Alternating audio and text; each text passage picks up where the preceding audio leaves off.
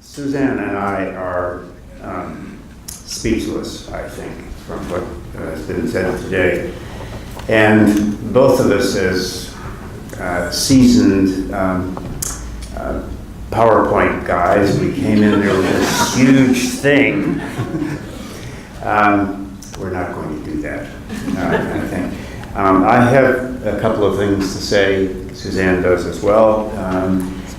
We cannot possibly mention everybody that we would like to be able to do so. Just in my own case, I started for this purpose when I was in San Francisco at the beginning of the AIDS epidemic.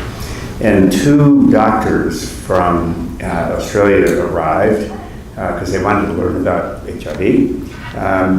And they went back to Australia, and then they sent me an invitation to come and give a talk about HIV. And at that, I met Suzanne Crowe for 30 seconds, actually. That was a very short.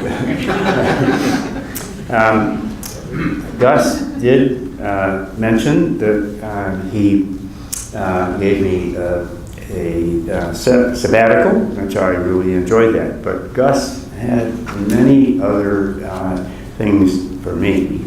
And I think the one that's most important is that he knows how to run a medical research institute. And my ability to run the Burnet really came from him. He was also very important for Emory because in its very early period, which I might say they've lost all of the original minutes. So I'm in the process now of trying to regenerate that. But it was pretty fragile early on, and Gus was in favor of it, and I think that helped that it ended up getting some traction at the end. So Gus, I have a lot to from you, and I much appreciate that. The other person that I want to mention is Graham Hannon.